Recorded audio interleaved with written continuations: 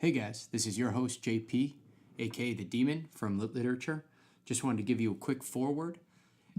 We've got one more, I think, filler episode, A History of Westeros Part 2.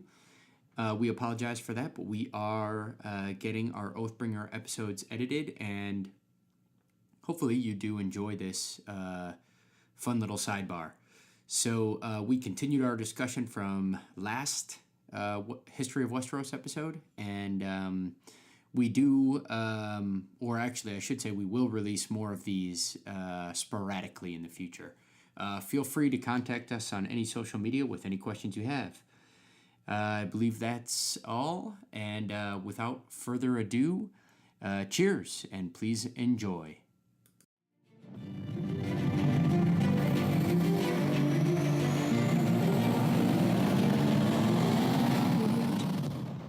And we're live, back again for another episode of Lit Literature and another special History of Westeros. This is your host, JP, aka The Demon, and we're here again with the director, Brett the director, and the famous historian himself, Mitch of the Rye. Mitch of the Rye. The Rye. We're here with Rye. The Rye. Mitch the Rye. All right. So last episode in the History of Westeros, we were kind of completing the episode in our discussion about the initial settling of Targaryens. Yeah, exactly, of the Targaryens into our kind of Seven Kingdoms zones. And so we're going to continue that, but I know we also had a few questions. So I think let's get started first with, so they came over, they landed in Dragonstone, and they just chilled for a while before they wanted to take over. Yep, for like 100 years. 100 years, okay. So from there, the director had a good question where, I'll let you just say it. Oh yeah, I was just wondering because a lot of this is new to me. If I have heard it before in the show, I just don't remember. But the premonition or the foreseeing that they had, like, so eventually Valyrian fell after that premonition, and how, or is there any information on how it fell? Yeah, so the Doom of Valyria, that's a really good question. We don't know. We know that there were 14 flames. That was what was encircling the city of Valyria. We assume that's volcanoes, and that there was a Vesuvius type cataclysm. Now, the part that I'm still unsure of was I did not know that the Valyrian Peninsula was one thing. It was a peninsula.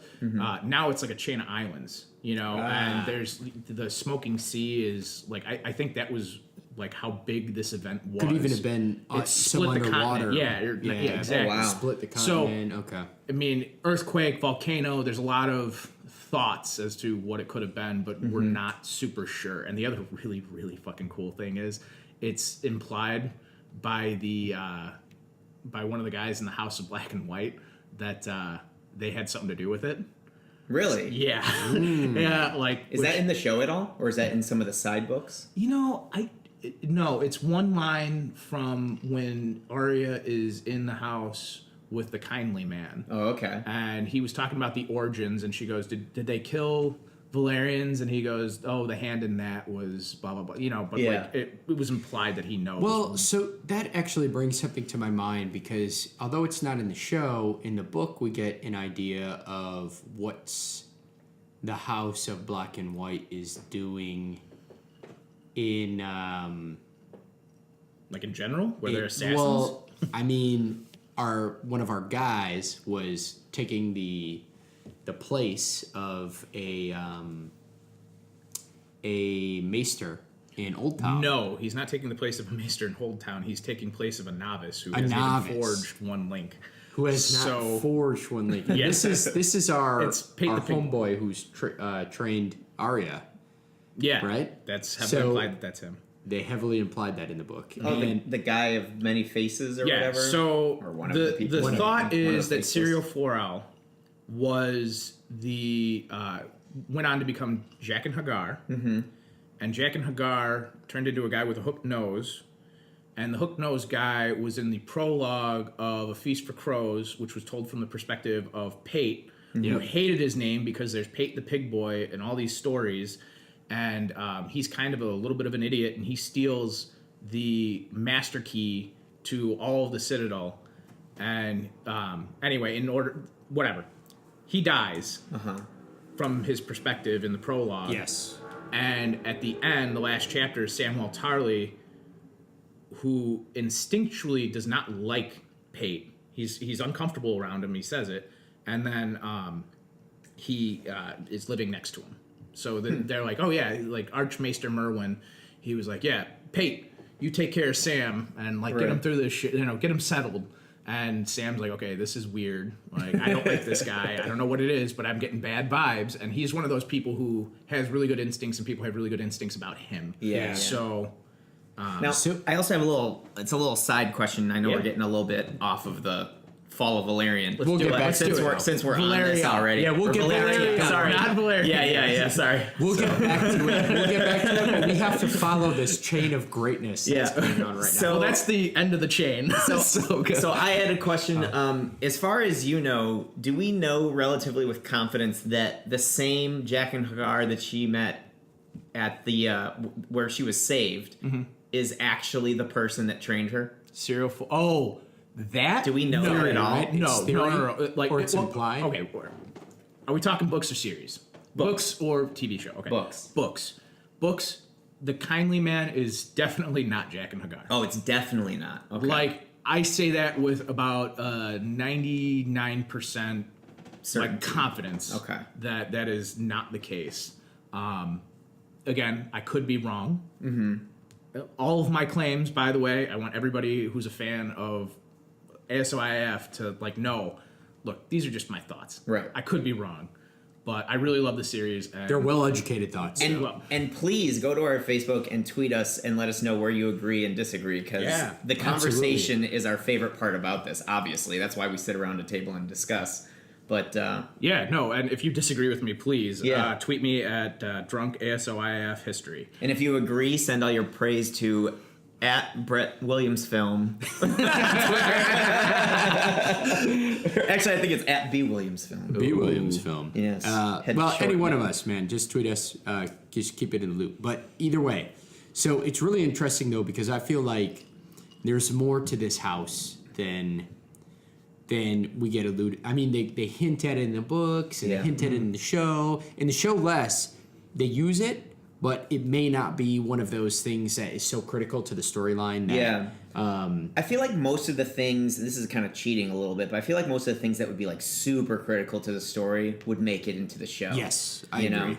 And in that particular vein, I think that the House of the Undying, or no, not the House of the Undying, I'm sorry, the House of Black and White, I think that got all the mileage that the showrunners want to get out of it. I mean, I'm really shocked that they're gonna just let Arya walk out with all that fucking training. Yeah, right. No way. Like, I felt they that just sent one person after her, and that's it. Like, they don't seem like the type of people who would stop. And then also, as badass as fucking Arya is, and believe me, she's fucking badass. Yeah. The Faceless Men are insane. I always thought you a trained assassin. I always thought it was a little funny, that. It's like they make her give up her identity and do all these things and throw away all things that are Arya. You are nobody. You are nobody. They see everything. They know everything, and it's but they didn't realize that she just put her sword in a stone. It's just I'm just gonna hide this here for a little bit. I had that thought so many times. Really? Really? They're not gonna know? But okay, hang on. That's the hiding. A loose stone on a fucking path where land's a pretty big commodity in fucking Venice. Exactly. Are you kidding? Nobody's gonna accidentally overturn the stone. She just finds this one random one that fits needle. Nobody takes it. The Faceless Men don't know about it, and it doesn't fucking rust. She should have went back and some homeless guy's pissing on the rocks. It's just oh, come on, dude. It was way more believable when she lost it to fucking Gregor Clegane. And then it came around, which, oh god, that was one of the most poetic fucking things of justice. Oh, I love that. With the Hound getting fucking blitzed. Yeah. And then fucking those, oh man, yeah, sorry.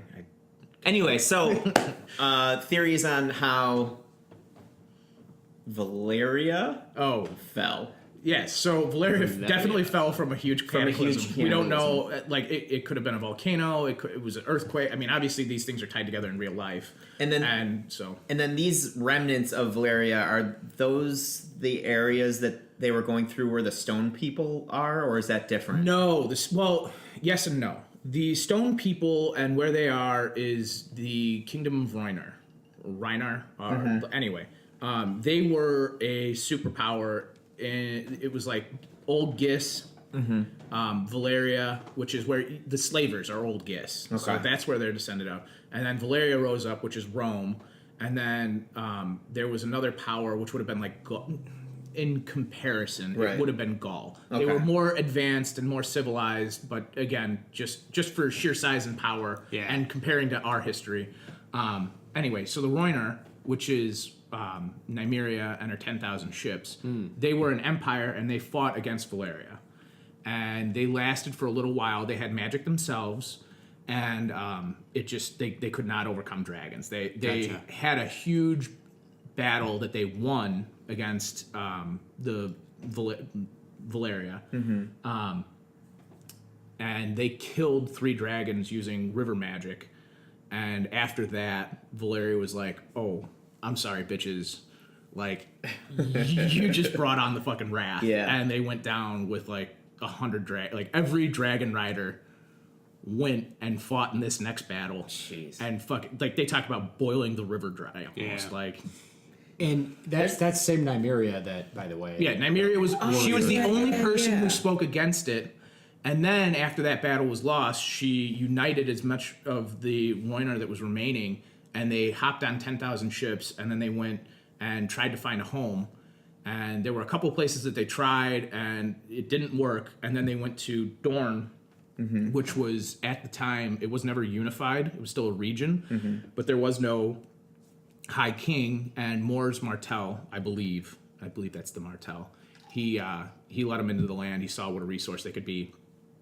And then there's speculation that Dorne's a desert. Right. These people have water magic. Yeah. Right. So they were able to make some oases, make the I think it's the green blood. Okay. Make it flow a little bit more. So again, there was a marriage there. So now, as far as we know, it seems like is Westeros the name of like the whole Westeros, world, or is that just the area that they're in? Right. Yes. That's just the Seven Kingdoms area, right? Westeros is the westernmost part of. I think it's Essos, but I mean I know that's the world. Grab one of my books. We probably have a map in one of these bad boys. Yeah. So I'll just call it the Seven Kingdoms area. Oh, these are book related. Yeah. Don't we have a concept? So from my understanding, magic has kind of. At the beginning of book 1, magic has kind of like disappeared for a while. It's like all just like kind of fairy tales to them, right? Is that only in Westeros? No. Is magic still pretty prevalent in other areas of the world? So I don't know that it was really the clearly the most magical group of people were the Valyrians. That's they talk about them having sorcery, but a Shai is actually the like. I don't even know how to describe it because it's a rough concept to even like wrap your mind around. Right. Anyway, a Shai has magic for sure. Okay. The red god certainly had magic. Okay. Obviously the werewoods have magic. I don't think any of it was as strong. It certainly wasn't as strong as Valyrian magic. And, right. Valyrian. To me, it seems kind of interesting that like somehow all of these magical elements are coming back with the White Walkers. The White Walkers and the dragons is really where it comes from. Right. So a lot of magic was brought back with dragons. I kind of thought that maybe the dragons finally awoke because the White Walkers were awaking. Is there really not much evidence to show that? Was it more just because Daenerys was there? So I don't know, and it goes back to this. Like, it goes back to prophecies that haven't been talked. I mean, that you don't know the actual prophecies, right? So you have a lot of Melisandre talking about king's blood, and that's what's needed to hatch the dragons. And you look at Daenerys burning Khal Drogo Right. and putting her dragon's eggs in there, and then them coming to life. So how much of it is, are they chasing the tail of this fucking prophecy? You know, is this a magic spell where that's all it takes is King's blood? Right. You know, you don't really know. So in that example, if it is King's blood, Khal Drogo would have been the king that gave up the blood. It wouldn't have been even that Daenerys was there. It was just that he was sacrificed potentially. Yeah, this is all vague. Right. There's not even... It's all very vague. This is not even in the wiki, you know? Or, I mean, if it is, it's all set at, like, just... This is speculation purely on my part. But, yeah, so... The White Walkers... I think the White Walkers were dormant. I don't think that they ever died, and I don't think they were ever exterminated. And I think that is... They're like locusts. They just hibernate. Yeah. I think that's going to be the ending of the series, is actually, for once, putting the others away. And killing them, or maybe putting them away, maybe killing, whatever. Right.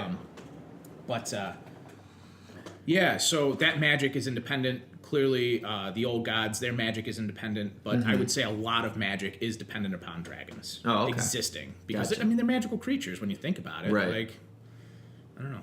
Interesting. So I was just trying to fact check a little stuff while we were talking, and I'm looking for the name of the world, but the 3 continents are Westeros, Essos, and Sothros. Yeah. So it would be Essos then. If it's Essos, then it's the whole. Oh, Essos, yeah. Yeah. Yeah, Not Estos. Essos is the eastern continent. Yeah. And I'm looking right now for the name of the world because I realized I don't even freaking know. I don't know the name of the world, yeah. It's the world of ice and fire. Duh. I think it is, man. But, yeah, so let's move past geography. Yeah. Not that I don't love it, but... Yeah, guys, maybe you can comment on that or let me know. But if anybody knows, let us know. Yeah, I would like to know. Yeah. Our historian would like to know because he just knows the continent names. Yes. Yeah. He's also not a geographer. He's a historian, motherfuckers. I wonder. You if happen to be pretty good at it. geography when you do history because, you know, like, I was joking. they kind of go hand in hand. I was joking. Yeah. All right. I'm pretty sure everything just happened right here. All of history just happened right here in Illinois. Oh, gosh. Center of the universe. So, all right, let's go. That was a great, just a really interesting sidebar. Yeah. So I think now we need to go to the wall. Yeah. Actually, I have lots of questions about the wall. So the wall. Super vague. Not a lot. But it's okay. It's okay to be super vague. Yeah. We're just curious. So the wall, man. So obviously we know the wall was not meant to keep wildlings out. Yes. Clearly. Mm-hmm. And we know that, you know, it's true intent. It's magical, obviously. It's a little more special than just being a giant, 1,000-foot ice wall. But 700. Come on. Okay, Don't okay, over-exaggerate. okay now. There you go, being a guy, over-exaggerating the size of things. But, so what I gotta get to is what's up with the dudes living outside of it? Like, why weren't they included in this side of the wall? Is it just like, what about, okay, we're bringing them over? Okay, so interesting sidebar. You're talking about the wildlings. The wildlings and the mountain clans of the Eyrie have a lot in common. Mm-hmm. So they're both kind of these, like, there's no reason why one of the mountain clans, nobody could just, like, walk away and walk into the Eyrie and be like, hey, I want to be this, I want to do that. But they choose to be independent. Okay. So that goes back to, like, I don't know, for... Whatever they're... Yeah, it goes back to just wanting their independence, you know? And they live in an area where nobody's going to chase them down or worry about Exactly. And there are a lot of... the wildlings trade with the Night's Watch. The Night's Watch does not... again, they don't have a problem trading with wildlings. But, again, if a wildling were to... come across a wall and ransack a village on the other side. I mean, that's pretty much... The reason why they come across the wall is to ransack and pillage. Yeah. So... again, it's not... I think that if somebody walked up to Castle Black and was like, hey, I've had enough with this wildling business. I want to see what civilization is. Like, I think that they'd let them through. Be like, hey, I will adhere to your laws. Like, I'm not here to steal women or, burn anything. So, obviously, the wall was erected and people are people, and they went back over, or stayed over, climbed, whatever. They found their way into the north and stayed in the north. But in the end, the wall was really to protect against the others. the others. So the others obviously have some kind of a hibernation stronghold on that side of the wall. I don't even know if it's hibernation. I don't even think they sleep. Like, I think they just fucking Are. exist permanently, you know, So they until just they're start killed. gaining momentum. Yeah, I really don't know. Yeah. Like Yeah. why the others are more active. So- it's certainly their activity or their recent growth of activity Because it of winter. predates dragons. Yeah. Okay. So I mean, as far as magic goes, like I said, that's independent. How about who put the wall up? Oh, Brandon the Builder. Brandon the Builder, but they built it out of ice. But it's Yes. magic. Yes. So they had magic. Yes. Brandon the Builder had magic. Yep. And when was Brandon the Builder? Age of Legends, Age of Heroes. Which Which give us so another that hero. so that would be like Garth Greenhand. That would be Lan the Clever. Okay. There are a bunch of Iron Islands one. Like there are a bunch of Iron Island heroes, but like this is, it's like King Arthur. Like Yeah. when was King Arthur? I We don't know, really know. exactly. So that's That's what, what- we don't know if he exists. so they just say it's Age of Age of Heroes. Heroes, Which okay. is Lord knows Question how long. mark. Even Maesters don't know. Nobody really Gotcha. knows. So again, How about the Erie? the Erie. Wait, actually, not the Erie. The swamp folks. Oh, The marsh. okay, well, the Marsh is Marcher. Yeah, the Marcher Lords are in the Reach. The Reach. Thank you. Okay. That's it. That's where They're in the Reach, which is where Garth Greenhand was. Sorry, folks, it's The been a while. Swamp, the swamp that you're talking about that we most often come across is at the Neck. Yes. Which is the southernmost part of the north. Exactly. Which have the Bogmen, but those are two different things. Oh, so the Bogmen are different than the people of the Reach? The Marchers. So the March, you know what? I'm going to claim ignorance because I don't know. I haven't really All looked it right, up. then we will I don't look know up if they're this, swamps. and we will have this conversation in another episode. I don't know that they're swamps, but I do know that they are the borderlands between the Yeah. Reach and Dorne. Because they tend to... okay. So I know geographically where they are. I don't know other than there's at least they border up against mountains. Gotcha. But I don't know what a It's amazing how intricate and how well George R.R. did, not only taking into account the different peoples and where they live and the geography Yeah. of how it plays into how they interact with, just very well thought out. Yeah. Well, spoiler alert, he stole like a lot of it from history. Yeah. Exactly. So- but but yeah. that's good. Yeah, it because- is. That's what gives Yes, it that that's feeling what that this could gives it really that happen. feeling, which is just perfect. And again, because what is it? More real than fiction. What's that? Why am I fucking Stranger dropping- than fiction. No, like reality. I don't know. Anyway, The only difference. oops, I totally botched that one. This is slightly similar, but one of my favorite quotes is the only difference between fiction and nonfiction is that fiction has to be believable. That's pretty awesome. That's pretty awesome. So, all right. So we'll put a cork in that one and save it for another episode. So instead, let's go to Dorne. Maybe I like it. Yeah, well, we were following that earlier. So yeah, Dorne was made up. Dorne, as we know it today, is influenced by Nymeria coming together and knitting Exactly that realm. We were just talking that together. So it's perfect. There were like 6 lesser kings in the area, and she was famous for sending them to the wall. She captured like 6 of them Wow. and fettered them in gold. So which was the lucky Yeah. king that married her then? Morse Martell wasn't a king. Wait, to the was a lord. wall? Yeah. Westeros the wall? Yeah. The wall had been around since Brandon Yeah. the Builder, so they always had that system set up. The But, Rhoynar but, is but in Dorne is across the sea, right? No, it's way south. Dorne is Southernmost part Oh, where of am I Westeros. thinking of though? Okay, But never it mind. kind never of mind. like Dorne is kind of weird, right? Because I'm not looking at the map again, but it kind of like loops up a little bit from the south side, right? Yeah, a little bit, but I mean, okay. it's I don't know. Think of what is it, the Saudi Arabian man. peninsula, Yeah. like that. That's what it's supposed to be. Like, But Dorne is where the Red Viper was from, right? Yes, that's correct. Man, when I was watching the show, I don't know why, but for some reason, when I was watching the show, I totally envisioned that being an island? across the sea. Yeah. I thought it was on the other side because it kind of matched the desert. and they always sailed there. Yeah, exactly. They always sail there. Because they are attached. Dorne is attached on the westernmost side, but the easternmost side, which is where Sunspear is, and the capital, is a peninsula. But actually, you could also get there through a river because they take boats down a river, right? And that's what happened one in the river ambush. that flows through it. Yeah, there was that river is where the Lannister daughter, Yeah, the boat had. Marcella. Yeah, Marcella Yeah, went Marcella. down, and I remember maybe there was an ambush. I'm just remembering from my reading. Yeah. Down the river. Yeah. So So it's connected to the mainland. Okay. Well, I mean, I don't think the river's connected to the mainland. Like, it's... But it's technically part of Westeros. Oh, my God. It's I wish we were doing this at my place. I have a huge map. I've got, like, 14 different maps. Future note: when we do these, we're gonna bring out the board Maps. game. Yeah. Oh, God. So that we can reference the giant. We're gonna set the mic right on the center of Westeros. Yeah. Dude, I don't Lannister really is feel auto like win. Not if I have anything to say about it.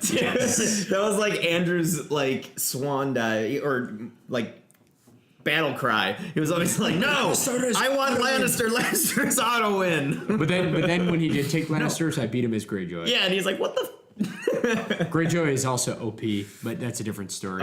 Do you guys remember when I played for the second time and you were playing for, like, I don't know, your fifth, sixth, or seventh? I hadn't even read the rules and I was fucking running the goddamn table. Yeah, that was my first time or second time as well, and I wasn't. Yeah, It did help Really that well.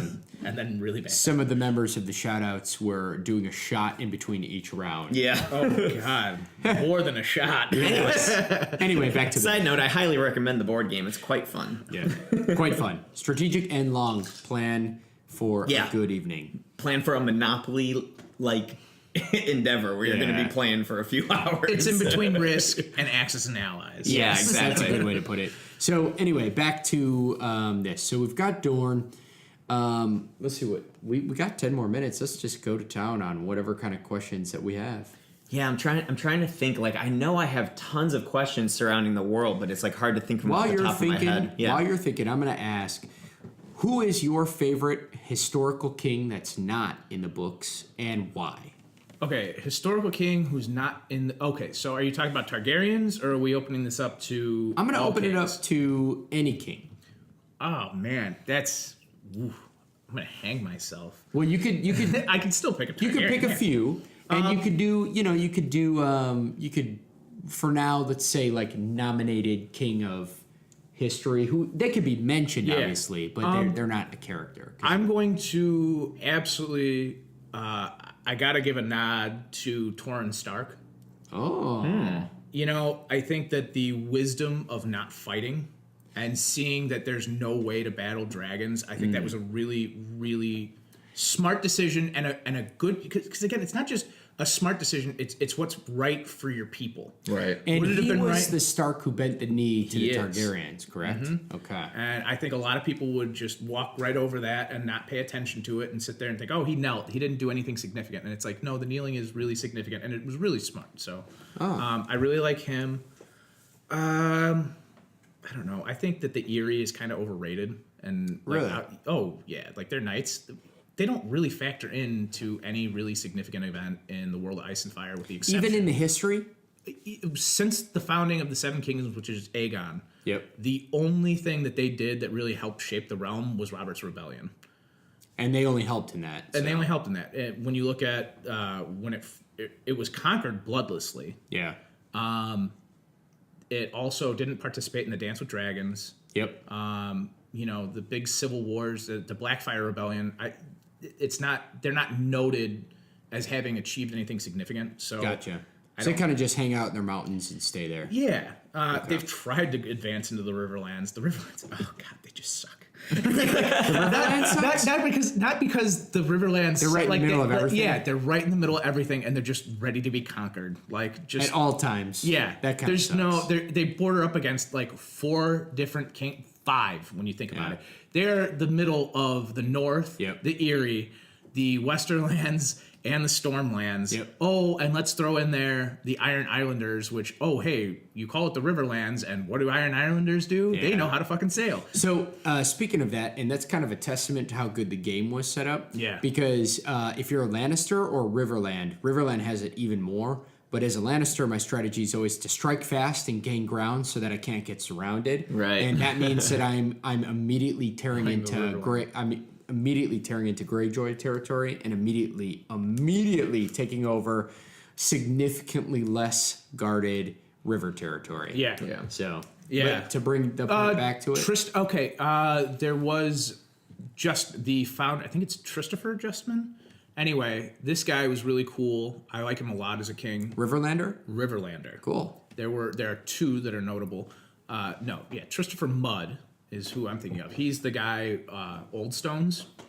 He's still got his sarcophagus there. Like they tore down everything else, his whole castle. But he was he fought in 99 battles and won all of them, and then he lost in his 100th. He was really good, of House Mudd, which is extinct now. But there was a king in the Riverlands that was born a bastard of the House Bracken and House Blackwood. Okay. And so he was I know hated. Blackwood, Bracken. They're like are the my- famous feud. Yeah, okay. The huge feud between the Blackwoods and the Brackens. The Blackwoods have Raventree Hall, and I'm blanking what the Brackens have. But anyway, one adheres to the old religion, the other one is the new gods. Smack in the middle. Anyway, so he was born of a bastard from two of them, and then he went on to unite the Riverlands, and he chose the name Justman because somebody said that he was so just, and he Right. thought that was way better than Rivers. I'm not a bastard anymore. Yeah. I'm taking Justman. Yeah. So I'm a just man. Okay. Guess when you're a king, you can do what you want. That's true. All right. obviously, I like the Baratheons. I'd want to Yeah. have a drink with any of them. Right. That goes without saying. Even the fake Baratheons. Oh no, they don't. They're Lannisters. I mean, they fucking made a new sigil for themselves that include a lion. Fuck that noise. What do you think of Tommen? Oh, he's such a nice kid. Like, know, I feel man. so bad that he's feel gonna so die. bad for him. Like, Yeah. Same thing with Myrcella. Like Joffrey, Yeah, he Myrcella. got what he deserved, but like I don't know, the other two seem normal enough. And Myrcella, they talk about her in the book. She's really sharp. Like Yeah. Yeah. she, I know. Too bad. tragic. Too bad her mom's a fucking awful fucking human being. Like, doomed to get her killed. Yeah. So I thought of, I think, 3 questions, if I can remember them. Lay it on me. One of them is, I'm a little confused exactly how, unless I'm mistaken, but I'm a little confused on how Jaime ended up actually protecting the Targaryens. Like, how did he become the Kingsguard? Like, why didn't they have their own people as their guards? Okay, so Jaime joined the Kingsguard to fucking get with Cersei. Yes. She was. This was all Sent to the castle. like Oh, so he was honorable from the start. yeah.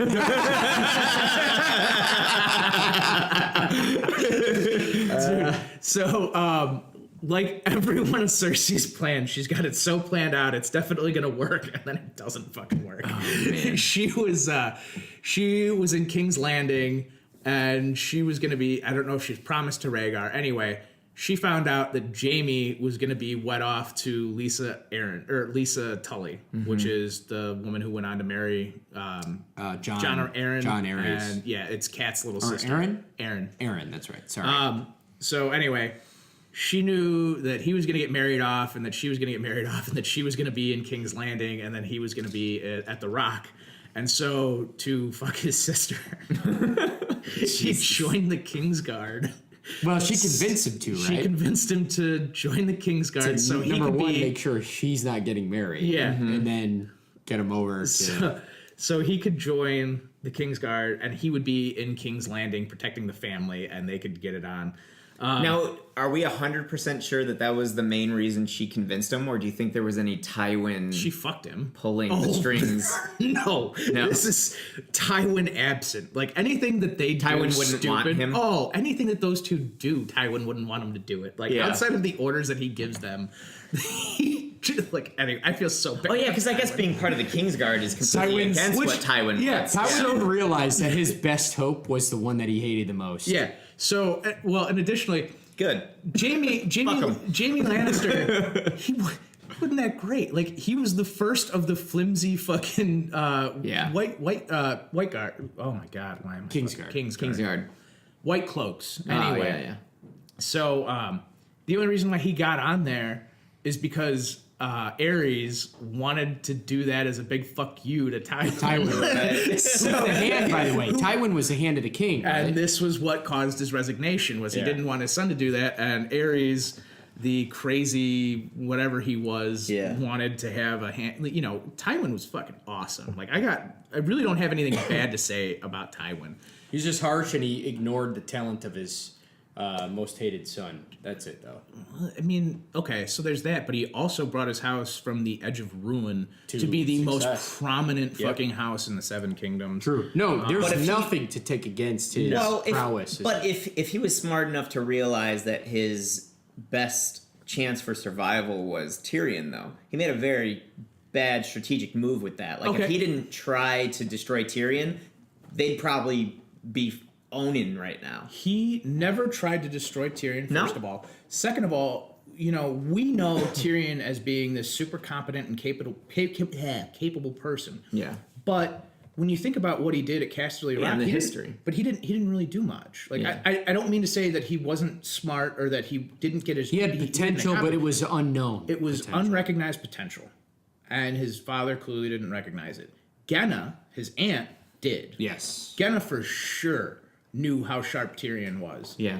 And you know, again, it's like what makes him so powerful? It's his mind. It's his will. You know, it's So, not. I gotta ask this before we get. I still feel like fucking someone your son loves is kind of a dick move. Okay. What about the Even if she's a prostitute. Well, okay. And feel bad for the aunt, by that's the way, bad. because That's the aunt was forced, and this is what really pissed Tywin off. Is his sister was, because of the father, was forced to marry a Frey. Yeah. And so when Jamie was taking the Freys, taking the Riverlands from the Freys again, or giving it to the Freys, I should say. Yeah. Anyway, the point is, there's a comment that the aunt makes, which is, "Oh, he was your father's only real son," kind of comment. No, it was was it Tyrion is Tywin's son. And Jamie's like, well, what about me? And she's like, look, you've got all the qualities of all the other brothers. You know, you're loyal like Kevin. You fight like Tig. Tig was the warrior out of that generation. Mm-hmm. And you smile like Garyon. And Garyon, he didn't want to play the Game of Thrones. He mocked it and he had fun. But Tyrion was the one who understood motivation. And again, that bigger picture, when you take that step back, right, you know, and you start thinking about what motivates people, Cersei and Jamie are so fucking narcissist. Like they couldn't possibly ever make that list. Exactly. Yeah. It's amazing. And Tywin has that ability, you know, again. It's amazing that it's unfortunate that Tywin never saw it, but I still, again, feel bad about his aunt, who clearly was also Tywin's kid. Oh, dude, she was awesome. I mean, not Tywin, but she had, she had some fucking clearly super smart. And she got the short end of the stick and sold off to the Freys, essentially. Yeah. And I hate the Freys. Who doesn't? But actually, you know what? Not to say that there can't be some good ones. No. Here's a here's a fucking historical note. The Riverlands rose up for Rhaena Targaryen in the Dance of Dragons late, and it was a Frey who led the Riverlords. Wow. And he seemed like a solid guy. He died fighting for what he believed in and rising for the rightful rule. You can't take away, just because the head Frey and several of the other 70 kids are a bunch of little assholes, doesn't mean there's going to be a few good ones in there, and even the Targaryens, like, from what I understand, even though they conquered a whole land, like, after that, most of a land. things were. Oh yeah, most of the land. Things were. Dorne was through marriage. Things were relatively good though until the Mad King, though, right? Everybody kind of liked them ruling, or not really. Yeah, it depends on who you're talking about. Like, there's an idea that the Citadel was trying to get rid of the dragons. I'm sure the Faith did not like the dragons. Yeah.